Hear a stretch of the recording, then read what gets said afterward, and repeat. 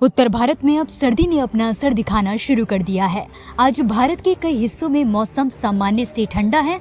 उत्तर और मध्य भारत में ठंडी हवाओं और कोल्ड वेव का असर महसूस किया जा रहा है, जबकि दक्षिणी राज्यों के कुछ भागों में बारिश और बादल छाए रहने की संभावना है। तो ऐसे में चलिए weather expert doctor S N. Pandey ji से जानते हैं कि आने वाले 24 से 48 घंटों में मौसम का क्या हाल रहने वाला है। देश में दक्षिण भारत में बारिश हो रही है। वहां बंगाल की खाड़ी और अरब सागर में हलचल मची हुई है और इसी के साथ जो हमारा उत्तर भारत है वो बिल्कुल शुष्क है और जो राजस्थान, कुछ इलाका मध्य प्रदेश का, यहाँ सब जगह कहीं कहीं नम हवाएं भी आ रही हैं। नम हवाओं का थ्रो भी यहाँ पहुंच रहा है, जिससे कहीं कहीं पर बादल भी दिखाई पड़ रहे हैं, लेकिन ये बादल बारिश वाले नहीं हैं। और जो सबसे एक आश्चर्यजनक बात हो रही है कि उत्तर भारत में बर्फबारी न होने के बावजूद भी अक्टूबर में बर्फबारी हुई थी और बहुत अच्छी बर्फबारी हुई थी, जो पिछले 2-3 दशक का रिकॉर्ड टूटा था। लेकिन उसके बाद बर्फबारी नहीं दर्ज की गई है, लेकिन उसके बाद भी ठंडक हो रही है। तो देखिए, उत्तरी ध्रुव जो हमारा नॉर्थ पोल होता है, वहां पर ध्रुवी भंवर बनती है। ध्रुवी भंवर जो ठंडक को एक अपने इलाके में बिल्कुल कंट्रोल के सहित रखती है और ये ठंडक बाहर नहीं निकलती है। तब जब ध्रुवी भंवर होती है, जिसको हम पोलर वर्टेक्स भी कहते हैं, ये जब मजबूत होती है तो ये ठंडी हवाएं, सर्द हवाएं, गलाने वाली हवाएं वहां तक नॉर्थ पोल के में सीमित रहती हैं। लेकिन जब ये कमजोर होता है, ध्रुवी भंवर कमजोर पड़ने के बाद होता क्या है कि ये हवाएं लीक होके नीचे एशिया में, यूरोप में और इन सारी जगह पर आने लगती हैं। हमारे देश पर भी इनका असर होता है। तो ये ध्रुवी भंवर अब की बार कमजोर हुई हैं, जिनकी वजह से इनका असर नीचे हमारे एशिया महाद्वीप पर, यूरोप पर और हमारे भारत देश पर भी हो रहा है।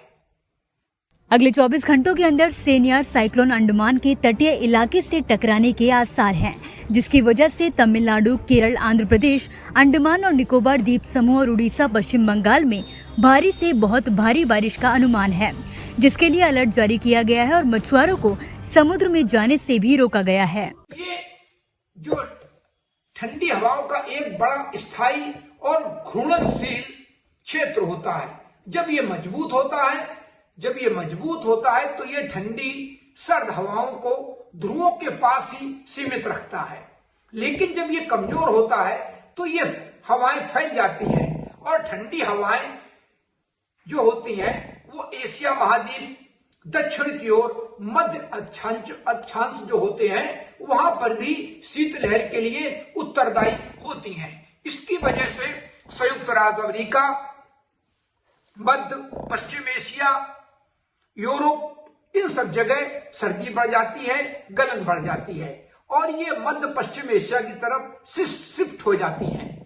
यही स्थितियां हैं जिनकी वजह से अब की बार उत्तर भारत में फिर सर्दी पड़ने लगी है और बर्फबारी नहीं हुई है। लोग पूछते हैं कि बर्फबारी नहीं हुई है, लेकिन इसके बावजूद भी क्यों सर्दी बढ़ रही है?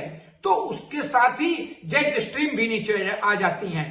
अब की बार नवंबर में कोई WDV नहीं आए हैं, लेकिन तापमान लगातार गिर रहे हैं। जम्मू कश्मीर, हिमाचल में, उत्तराखंड में कहीं कहीं माइनस में तापमान 3 से 4 डिग्री माइनस में है और वहां पर जो झीलें हैं वो जमने वाली हैं और जम भी रही हैं।